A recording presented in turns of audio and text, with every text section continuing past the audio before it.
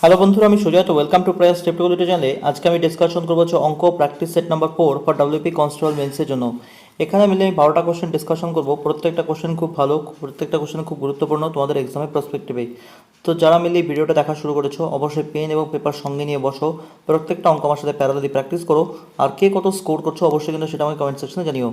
আমি অঙ্কগুলো সলভ করার আগে তোমরা প্রথমে নিজেরা সলভ করবে, তারপরে সলিউশনটা একবার তোমরা দেখে নিতে পারো।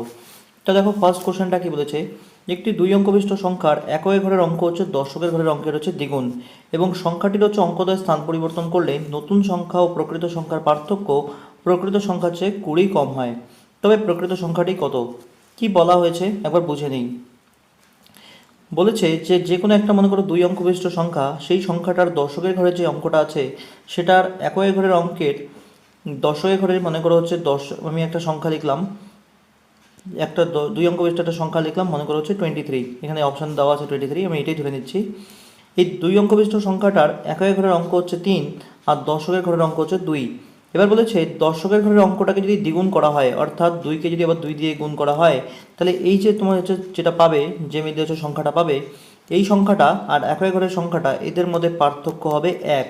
এটাই তোমার হচ্ছে বলা আছে। আর বলা হয়েছে যখন হচ্ছে সংখ্যাটা আমরা অঙ্কদ্বয়কে স্থান পরিবর্তন করব, তাহলে নতুন যে সংখ্যাটা তৈরি হবে তাদের মধ্যে যে পার্থক্যটা হবে সেই পার্থক্যটাই কিন্তু আবার হচ্ছে প্রকৃত সংখ্যার চেয়ে 20 কম হবে। তবে প্রকৃত সংখ্যাটি কত? খুব সহজ অঙ্ক, শুধু আমরা অপশান টেস্ট করে অঙ্কগুলো করতে পারি। কী করে দেখো একবার। আমরা যদি বলি যে আমাদের হচ্ছে প্রকৃত সংখ্যাটা হচ্ছে 59, তাহলে আমরা প্রথমে যে আমাদের শর্ত বলা আছে কি, একই ঘরের অঙ্ক হচ্ছে 9 এবং দশই ঘরের অঙ্ক হচ্ছে 5। তাহলে দশই ঘরের অঙ্ককে দ্বিগুণ করলে আমরা সংখ্যাটা কত পাচ্ছি? 2 গুণ 5, যেটা হচ্ছে 10। তাহলে এখন এই যে যখন দ্বিগুণ সংখ্যাটাকে যখন দ্বিগুণ করা হলো, মানে 2 অঙ্ক বিশিষ্ট সংখ্যাটাকে যখন দ্বিগুণ করা হলো, তাহলে এই সংখ্যাটা আর একই ঘরের সংখ্যার মধ্যে এক্স্যাক্টলি পার্থক্য কত হচ্ছে? 10 মাইনাস 9, যেটা হচ্ছে 1। তাহলে প্রথম শর্ত আমাদের এটাই বলেছে। এবার দেখো কি বলেছে, সংখ্যাটির অঙ্কদ্বয় স্থান পরিবর্তন করলে নতুন সংখ্যা ও প্রকৃত সংখ্যার মধ্যে পার্থক্য। যদি সংখ্যাটার অঙ্কদ্বয় স্থান পরিবর্তন করা হয় 59, আচ্ছা যদি সংখ্যাটা অঙ্কদের স্থান পরিবর্তন করা হয় তাহলে সংখ্যাটা কত হয়ে যাবে? 95। তাহলে 59 আর 95-এর মধ্যে এক্স্যাক্টলি হচ্ছে পার্থক্য কত হচ্ছে? 15 থেকে 9 বিয়োগ করলে হচ্ছে 6, হাতে থাকছে 1, আর 5 থেকে 6, 9 থেকে 6 মাইনাস করলে হচ্ছে 3, যেটা হচ্ছে 36। অর্থাৎ সংখ্যাটার মধ্যে পার্থক্য হচ্ছে 36। যে নতুন সংখ্যাটা আমরা পেলাম আর আগে যে সংখ্যাটা ছিল তাদের মধ্যে পার্থক্য হলো 36। এবার বলেছে এই পার্থক্যটাই প্রকৃত সংখ্যার থেকে কিন্তু 20 কম হবে। আমাদের প্রকৃত সংখ্যা হচ্ছে 59, আর তাদের মধ্যে নতুন সংখ্যা আর প্রকৃত সংখ্যার মধ্যে পার্থক্য আমরা পেলাম 36। তাহলে এদের মধ্যে আবার ডিফারেন্সটা দেখো, 59 আর 36, এদের মধ্যে ডিফারেন্স করলে কি আমরা 20 পাবো? 20 পাচ্ছি না। আমরা এখান থেকে যেটা পাচ্ছি সেটা হচ্ছে 23। তাহলে আমাদের এটা তো বলেনি, আমাদের বলেছে 20 কম হবে। তাহলে আমাদের প্রথম কন্ডিশন হচ্ছে না, মানে প্রথম অপশান আমাদের হচ্ছে না। দ্বিতীয় অপশানটা দেখো, আরও ভালোভাবে বোঝার চেষ্টা করো।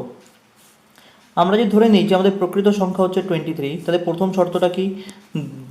যেখানে দশকের ঘরে যে অঙ্কটা আছে তাকে আমরা প্রথমে 2 দিয়ে গুণ করব, আর এটার থেকে বিয়োগ করব হচ্ছে প্রথম এককের ঘরের হচ্ছে অঙ্কটা। বিয়োগ করলে কত পাচ্ছি? 2 2 4 মাইনাস হচ্ছে 3, 1। প্রথম শর্ত স্যাটিসফাই করছে। দ্বিতীয় শর্ত কি বলা? 23 যদি আমরা হচ্ছে স্থান পরিবর্তন করি, অঙ্কটার স্থান পরিবর্তন করলে আমরা সংখ্যাটা পাবো 32। তাহলে 32 আর 23 মধ্যে ডিফারেন্স করলে কত হচ্ছে? 9। তাহলে আমরা যদি 23 থেকে যদি 9কে মাইনাস করি, আমাদের হচ্ছে ডিফারেন্স কত হচ্ছে? আমরা ডিফারেন্সটা পাবো 14, কিন্তু আমাদের তো বলেছে ডিফারেন্স কত হবে? 20। তাহলে আমাদের সেকেন্ড অপশনও হচ্ছে না। থার্ড অপশনটা একবার আমরা দেখে নিই। আমাদের থার্ড অপশন দেওয়া আছে 35। আমাদের প্রথম শর্তটা কি? দশই ঘরের অঙ্কটাকে 2 দিয়ে গুণ করব, তারপরে সেখান থেকে একই ঘরের অঙ্কটা মাইনাস করব। কত পাচ্ছি? 1। প্রথম শর্ত স্যাটিসফাই করছে। দ্বিতীয় শর্ত কি আছে? 35-এর যদি অঙ্কদের স্থান পরিবর্তন করা হয়, কত হবে? 53। 53 থেকে যদি আমরা 35 মাইনাস করি কত পাবো? সেটা যদি আমরা 53 থেকে হচ্ছে 35 মাইনাস করি, আমরা পাবো হচ্ছে 18। তাহলে 35 থেকে 18 মাইনাস করলে কি আমরা হচ্ছে 20 পাচ্ছি? 20 তো পাচ্ছি না। আমরা এখান থেকে যেটা পাচ্ছি সেটা হচ্ছে 17। তাহলে আমাদের থার্ড অপশনও হচ্ছে না। তাহলে ক্লিয়ারলি আমাদের ফোর্থ অপশন অ্যান্সার হবেই। তাও একবার দেখে নিই। আমাদের হচ্ছে প্রথমে সংখ্যাটা আছে 47, তাহলে দশকের ঘরের অঙ্ককে আমরা প্রথমে 2 দিয়ে গুণ করব, আর সেখান থেকে একই ঘরের অঙ্ক মাইনাস করব। ডিফারেন্স কত পাচ্ছি? একই পাবো। 4 2 8 মাইনাস হচ্ছে 7, যেটা হচ্ছে 1। আর যদি অঙ্কটার স্থান পরিবর্তন করা হয় সংখ্যাটা কত হবে? 74। 74 থেকে 47 মাইনাস করলে আমরা কত পাচ্ছি? 14 থেকে হচ্ছে 7 মাইনাস করলে আমরা পাচ্ছি হচ্ছে 7, হাতে থাকছে হচ্ছে 1। তাহলে হচ্ছে এখানে হচ্ছে 4 আর 5, তাহলে হচ্ছে 27। তাহলে পার্থক্য হচ্ছে 27। আর 47 থেকে যদি আমরা 27 মাইনাস করি, আমাদের এক্স্যাক্টলি ডিফারেন্স কত হচ্ছে? 20। বাস আমাদের অ্যান্সার হয়ে গেল অপশন ডি। কি করলাম আবার বলে দিচ্ছি। আমরা হচ্ছে প্রকৃত সংখ্যা আমাদের বের করতে বলা হয়েছে, আমরা অপশনটা ধরলাম হচ্ছে 47। দশকের ঘরের অঙ্কটাকে দ্বিগুণ করা হলো, সেখান থেকে এককের ঘরের অঙ্ক বিয়োগ করলে আমরা 1 পাচ্ছি। এটাই আমাদের বলা হয়েছে। ভালোভাবে স্টেটমেন্টটা তোমরা একবার পড়ো, দেখো বুঝে যাবে। আর তারপরে কি করা হয়েছে, অঙ্কদ্বয় স্থান পরিবর্তন করার পরে যে নতুন সংখ্যাটা পাওয়া গেল, নতুন সংখ্যার প্রকৃত সংখ্যার মধ্যে যে পার্থক্যটা আমরা পেলাম, সেই পার্থক্যের সাথে প্রকৃত সংখ্যার যে পার্থক্যটা সেটা কিন্তু আবার বলেছে হচ্ছে 20। বা সেটাই আমরা পাচ্ছি। তাহলে আমাদের দুটো শর্তই পুরোপুরি স্যাটিসফাই করছে। তাহলে আমরা ক্লিয়ারলি বলতে পারি আমাদের অ্যান্সার হচ্ছে অপশন ডি। অঙ্কটা কিন্তু খুব ভালো অঙ্ক, তোমাদের এক্সামের প্রসপেক্টে কিন্তু খুবই গুরুত্বপূর্ণ। ক্লিয়ার? নেক্সট কোশ্চেনটা দেখবো। 2 নম্বর কোশ্চেনটা বলেছে, একজন ব্যক্তি একটি নির্দিষ্ট দূরত্ব হচ্ছে 40 কিলোমিটার প্রতি ঘন্টা গতিবেগে হচ্ছে 6 ঘন্টায় অতিক্রম করে। যদি ব্যক্তি ওই একই দূরত্ব 4 ঘন্টায় অতিক্রম করতে চায়, তবে তার গতিবেগ কত কিলোমিটার প্রতি ঘন্টা হতে হবে? ফার্স্ট অফ অল দেখো, একজন ব্যক্তির গতিবেগ হচ্ছে 40 কিলোমিটার প্রতি ঘন্টা। 6 ঘন্টায় যদি ব্যক্তি সেই একটি নির্দিষ্ট দূরত্ব অতিক্রম করে, তাই তার অতিক্রান্ত দূরত্ব আমরা বলতে পারি হচ্ছে 40 গুণ 6। কী করে? এটা হচ্ছে গতিবেগ আর এই হচ্ছে সময়। গতিবেগ আর সময় গুণ করলে আমরা পাই দূরত্ব। এবার ওই একই দূরত্ব যদি ব্যক্তি যদি অতিক্রম করতে চায় 4 ঘন্টায়, তাহলে এক্ষেত্রে সময়টা হবে 4 ঘন্টা আর গতিবেগটা আমরা ধরে নিলাম হচ্ছে ভি। একই দূরত্ব তাকে অতিক্রম করতে হবে, তাহলে সময়টা হচ্ছে 4 ঘন্টা, যেখানে গতিবেগটা হচ্ছে ভি। তাহলে আমরা বলতে পারি 4 দিয়ে যদি 40কে কেটে দিই আমরা পাবো হচ্ছে 10। তাহলে আমরা ভি ইকুয়াল টু বলতে পারি হচ্ছে 60। অর্থাৎ ব্যক্তি 60 কিলোমিটার প্রতি ঘন্টা গতিবেগে গেলে 4 ঘন্টায় কিন্তু এই নির্দিষ্ট দূরত্ব অতিক্রম করতে পারবে। তা আমাদের যেটা অ্যান্সার সেটা হচ্ছে অপশন সি। আশা করি ক্লিয়ার। জাস্ট আমাদের একটাই বেসিক ফর্মুলা এখানে, যে দূরত্ব সমান সমান হচ্ছে গতিবেগ ইন্টু সময়। ব্যক্তি প্রথমে যে দূরত্ব অতিক্রম করেছে পরেও একই দূরত্ব অতিক্রম করবে, শুধু হচ্ছে আমাদের গতিবেগটা কী হয়ে যাবে? আলাদা হয়ে যাবে। ক্লিয়ার? নেক্সট কোশ্চেনটা দেখব। 3 নম্বর কোশ্চেনটা বলেছে, পি কমা কিউ এবং আর কোনো একটি কাজ করে যথাক্রমে 60, 100 এবং 80 দিনে। যদি হচ্ছে তারা একত্রে একটি কাজ করে 2256 টাকা পায়, তবে পি কত টাকা পাবে? ফার্স্ট অফ অল দেখো, পি কোনো একটা কাজ করে 60 দিনে, যেখানে কিউ কাজ করে 100 দিনে এবং আর কাজটি করে হচ্ছে 80 দিনে। তাহলে আমাদের যেটা প্রথমে কাজ এখানে সেটা হচ্ছে 60, 100 আর 80 হচ্ছে লসাগু বের করে নেওয়া। যদি 60, 100 আর 80 আমরা লসাগু দেখি, সেটা আমরা পাবো হচ্ছে 1200। যদি 60 দিয়ে 1200কে ভাগ করি আমরা কত পাবো? সেটা হচ্ছে 20 ইউনিট করে হচ্ছে প্রতিদিন। যদি 100 দিয়ে 1200কে ভাগ করি আমরা পাবো হচ্ছে 12 ইউনিট করে প্রতিদিন। আর যে 80 দিয়ে 112কে ভাগ করি আমরা পাবো হচ্ছে 15 ইউনিট করে হচ্ছে প্রতিদিনের কাজ। অর্থাৎ আমরা বলতে পারি পি কিউ আর এর যেটা কাজের অনুপাত সেটা হচ্ছে 20:12 হচ্ছে 15। এই হচ্ছে পি কিউ আর এর কাজের পরিমাণের অনুপাত। তাহলে এই অনুপাতেই হচ্ছে তাদের মধ্যে টাকাটা কিন্তু ভাগ করা হবে। কত টাকা ভাগ করা হয়েছে? 2256 টাকা। তা আমরা পরিষ্কার এখান থেকে বলতে পারি, দেখো এখান থেকে যদি আমরা পরের লাইনে করি, 20 হচ্ছে 12 হচ্ছে 15, এই অনুপাতেই ভাগ করা হবে টাকা, যেটা হচ্ছে 2256 টাকা। তাহলে যদি ইউনিটে আমরা যোগ করি, 20 আর 12 যোগ করলে 32 আর 15 যোগ করলে হচ্ছে 47।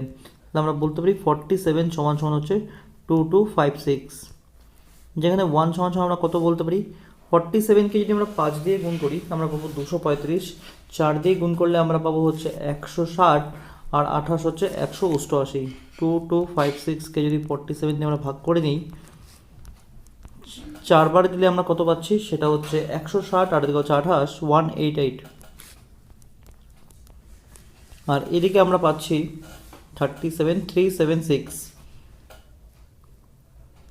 376।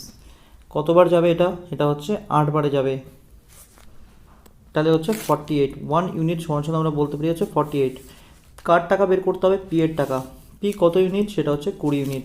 তাহলে 20 ইউনিট সমান সমান আমরা কত বলতে পারি? সেটা হচ্ছে 20 ইন্টু হচ্ছে 48, যেটা আমরা বলতে পারি হচ্ছে 960 টাকা। যেটুকু ক্যালকুলেশন আমরা প্রত্যেকেই পারবো করতে। অর্থাৎ আমরা বলতে পারি যে পি 960 টাকা পাবে যখন হচ্ছে 2256 টাকা পি কিউ আর এর মধ্যে ভাগ করা হবে। শুধু আমাদের কি করে নিতে হবে? প্রথমে হচ্ছে তাদের হচ্ছে কাজের অনুপাতটা বের করে নিতে হবে, অর্থাৎ প্রতিদিনের যে কাজটা সেই অনুপাতে কিন্তু টাকাটা কিন্তু ভাগ করা হবে। ক্লিয়ার? নেক্সট কোশ্চেনটা দেখব।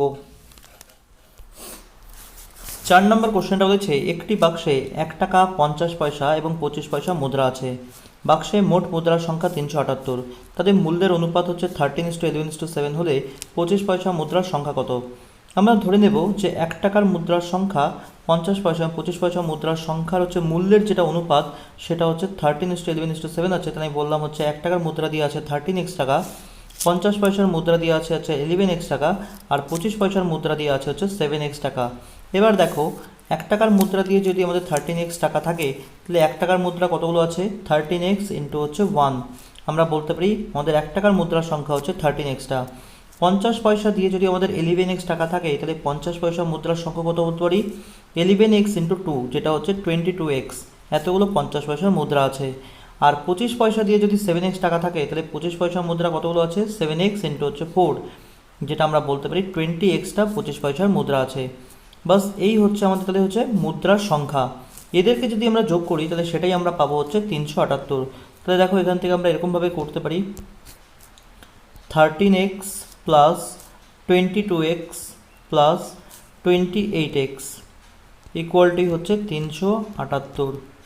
তাহলে এখান থেকে আমরা বলতে পারি 63x ইকুয়ালটি হচ্ছে 378, যেখান থেকে আমরা বলতে পারি x ইকুয়াল টু হচ্ছে 6। আমাদের যেটা বের করতে বলা হয়েছে সেটা হচ্ছে 25 পয়সা মুদ্রার সংখ্যা। 25 পয়সা মুদ্রার সংখ্যা কত? সেটা হচ্ছে 28x, অর্থাৎ 28 ইন্টু হচ্ছে 6, যেটা আমরা বলতে পারি সেটা হচ্ছে 168টা 25 পয়সার মুদ্রা আছে। আমাদের যেটা অ্যান্সার সেটা হচ্ছে অপশান ডি। কি করলাম? যখন আমাদের মূল্য থেকে আমাদের হচ্ছে মুদ্রার সংখ্যা বের করতে হবে, আমরা জাস্ট এটুকু চিন্তা করব যে 1 টাকা হতে গেলে মুদ্রাগুলো ঠিক কতটা প্রয়োজন। 1 টাকার জন্য 1 টাকার মুদ্রা একটাই প্রয়োজন। 50 পয়সা 1 টাকা হওয়ার জন্য 50 পয়সা মুদ্রা দুটো প্রয়োজন। আর 25 পয়সা হওয়ার জন্য 1 টাকা হওয়ার জন্য 25 পয়সা মুদ্রা হচ্ছে 4টা প্রয়োজন। তাই আমরা ঠিক 1 টাকা হওয়ার জন্য ঠিক যতগুলো করে মুদ্রা প্রয়োজন, মূল্যটাকে আমরা ঠিক তত দিয়েই জাস্ট গুণ করে নিলাম। ক্লিয়ার? তা আমাদের যেটা অ্যান্সার সেটা হচ্ছে অপশান ডি, 168 হবে আমাদের অ্যান্সার। নেক্সট কোশ্চেনটা দেখব। 5 নম্বর কোশ্চেনটা বলেছে একটি বর্গক্ষেত্রের বাহুর দৈর্ঘ্য 10% বৃদ্ধি করা হলে ক্ষেত্রফল কত শতাংশ বৃদ্ধি পাবে? যখনই আমরা এই ধরনের অঙ্কগুলো পাবো, যখনই হচ্ছে বর্গক্ষেত্রে বাহুর দৈর্ঘ্য বৃদ্ধি করা হবে, ক্ষেত্রফলের পার্সেন্টেজ বের করতে বলা হবে, আমাদের জাস্ট একটাই ফর্মুলা মাথায় রাখবো, সেটা হচ্ছে 2x plus x square by 100। ঠিক যত শতাংশ বৃদ্ধি করা হবে বা হ্রাস করা হবে সেটাই হচ্ছে এক্স। আমরা হচ্ছে দেখো এক্সের জায়গায় লিখবো হচ্ছে 10 প্লাস 10-এর হচ্ছে স্কোয়ার বাই হচ্ছে 100। তাহলে এখান থেকে আমরা পাচ্ছি হচ্ছে 20, আর এইদিকে হচ্ছে 10-এর স্কোয়ার হচ্ছে 100 বাই হচ্ছে 100। তাহলে আমরা এখান থেকে এক্স্যাক্টলি পাচ্ছি 20 যোগ হচ্ছে 1, অর্থাৎ 21%। আমাদের যেটা অ্যান্সার সেটা হচ্ছে অপশান বি। আশা করি ক্লিয়ার। কী কথা রাখবো?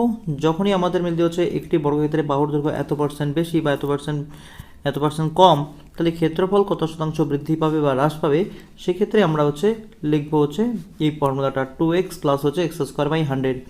যদি আমাদের বৃদ্ধি পালে তাহলে এক্সের জায়গায় আমরা পজিটিভ লিখবো, আর যদি হ্রাস পালে তাহলে আমরা এক্সের জায়গায় হচ্ছে নেগেটিভ লিখবো। ক্লিয়ার? নেক্সট কোশ্চেনটা দেখবো। 6 নম্বর কোশ্চেনটা বলেছে একটি গোলকের ব্যাসার্ধ দ্বিগুণ করা হলে সমগ্রতলের ক্ষেত্রফল কত শতাংশ বৃদ্ধি পাবে?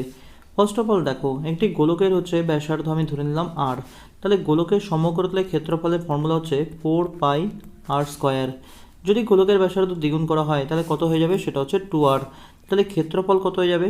4π, এখানে আমরা লিখবো হচ্ছে 2r, তার উপরে হোল স্কোয়ার, অর্থাৎ আমরা পাবো যে 4π আর এদিকে হচ্ছে 4r², অর্থাৎ 16πr²।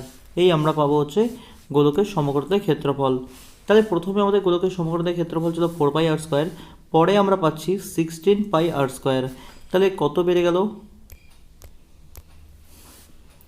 16πr² থেকে 4πr² মাইনাস করব, অর্থাৎ আমরা বলতে পারি 12πr² ক্ষেত্রফল বৃদ্ধি পেল। কতর মধ্যে? সেটা 4πr² এর মধ্যে।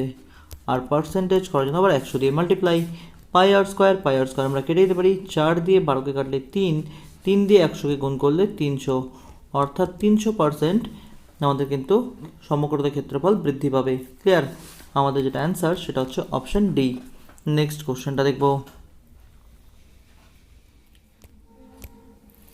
7 নম্বর কোশ্চেনটা বলেছে একটি বর্গক্ষেত্রের কর্ণ অপর বর্গক্ষেত্রের কর্ণের দ্বিগুণ হলে তাদের ক্ষেত্রফলের অনুপাত কত। আমি ধরে নিলাম যে প্রথম যে বর্গক্ষেত্রটা আছে তার কর্ণের দৈর্ঘ্য এক্স, তাই দ্বিতীয় বর্গক্ষেত্রের কর্ণের দৈর্ঘ্য কত হতে পারে, সেটা হচ্ছে 2x। এবার বলেছে তাদের ক্ষেত্রফলের অনুপাত।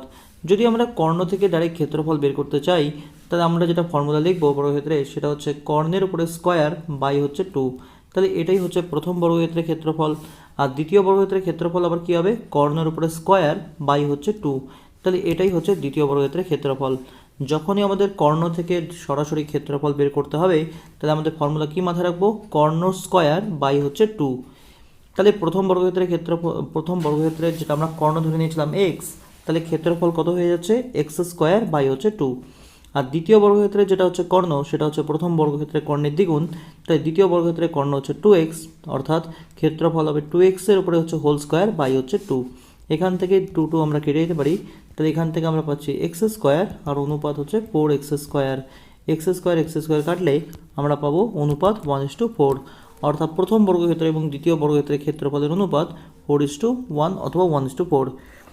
এখানে আমরা 4:1 অপশন পাচ্ছি, তাহলে 4:1ই হবে আমাদের অ্যান্সার। ক্লিয়ার? অর্থাৎ দ্বিতীয় বর্গক্ষেত্রের ক্ষেত্রফলটা আগে নেওয়া আছে, প্রথম বর্গক্ষেত্রের ক্ষেত্রফলটা পরে নেওয়া আছে।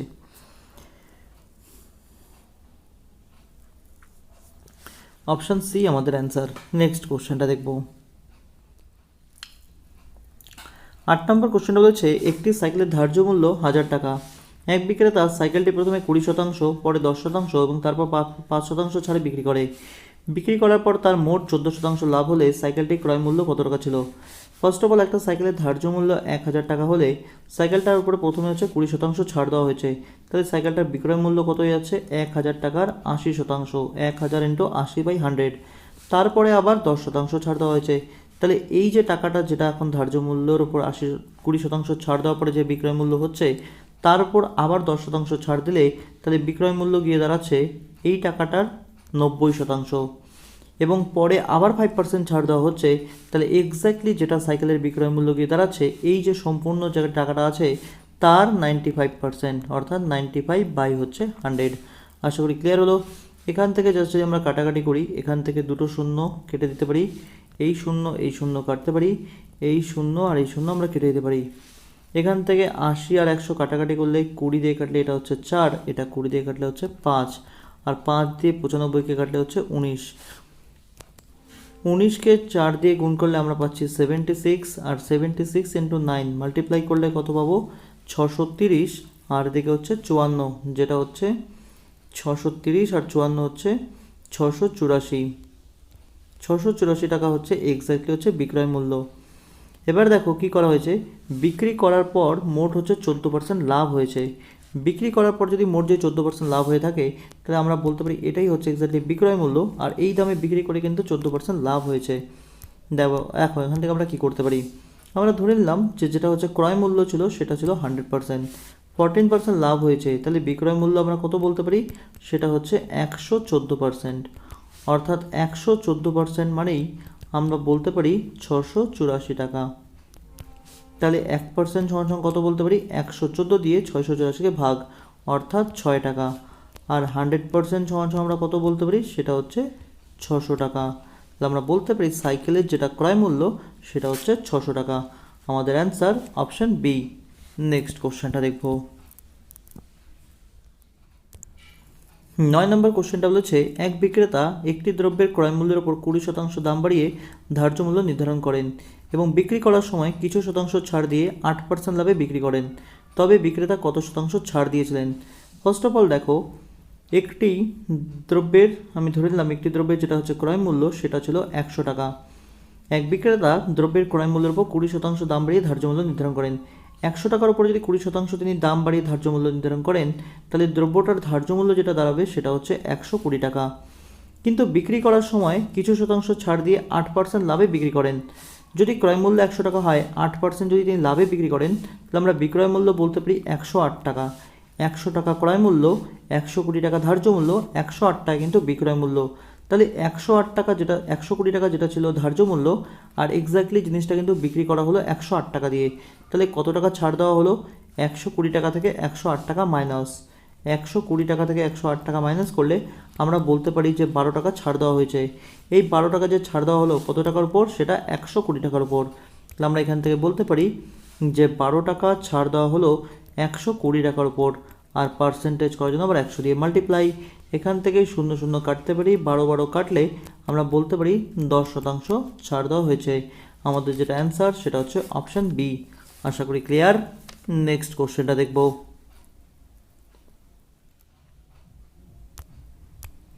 10 নম্বরটা বলেছে কোনো টাকা 12 সমস্ত 1/2% বার্ষিক সরল সুদের হারে কত বছরে সুদে আসলে দ্বিগুণ হয়।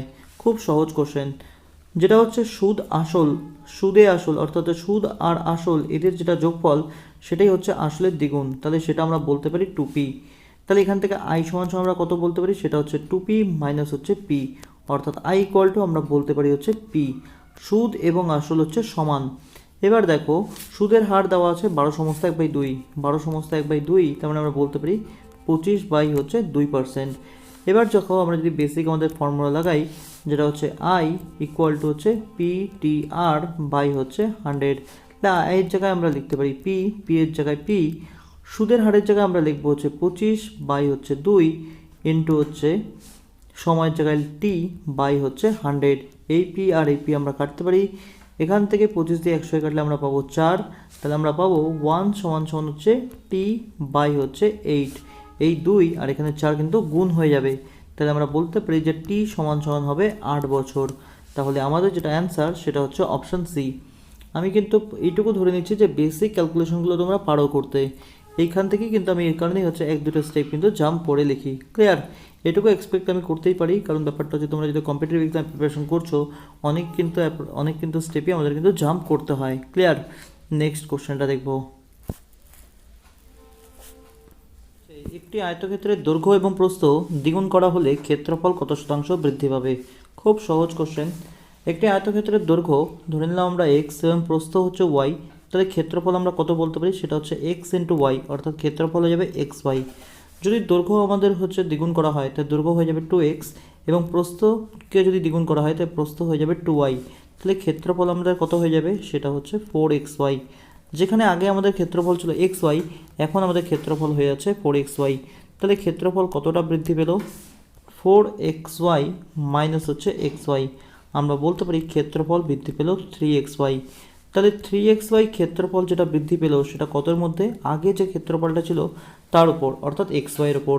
আর পার্সেন্টেজ করার জন্য আবার 100 দিয়ে মাল্টিপ্লাই। xy কেটে গেলে আমরা বলতে পারি ক্ষেত্রফল 300% বৃদ্ধি পাবে। আমাদের যেটা অ্যান্সার সেটা হচ্ছে অপশান সি। আশা করি ক্লিয়ার। নেক্সট কোশ্চেনটা দেখবো। আমি আবারও বলবো, যারা মেনলি ওই প্র্যাকটিস পেপারগুলো দেখা শুরু করো, প্রত্যেকেই কিন্তু পেন এবং পেপার সঙ্গে নিয়ে বসো। তোমরা যদি প্যারালাল বেসিসে আমার সাথে প্র্যাকটিস করো তাহলেই কিন্তু ওই ভিডিওগুলো দেখে তোমাদের কোনো হেল্প হবে, না হলে কিন্তু কোনো হেল্পই হবে না। ক্লিয়ার? নেক্সট কোশ্চেনটা দেখবো।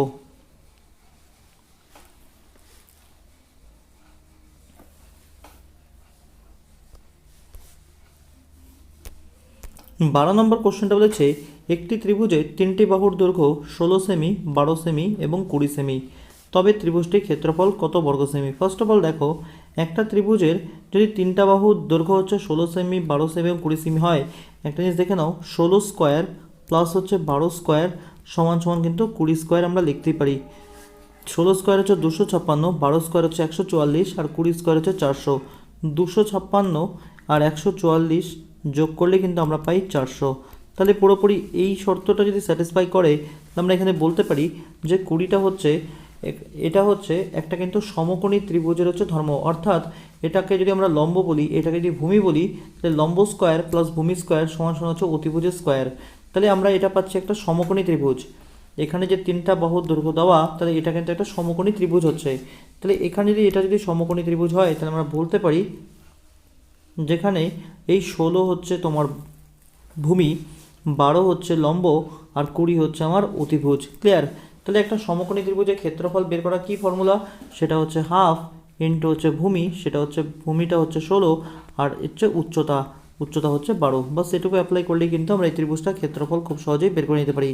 যদি আমরা 2 দিয়ে 16কে কেটে দিই কত হবে 8, 8 দিয়ে 12কে গুণ করলে সেটা হচ্ছে 96। আমাদের যেটা ক্ষেত্রফল সেটা হবে 96 বর্গ সেমি। অপশন বি আমাদের অ্যান্সার। আশা করি ক্লিয়ার।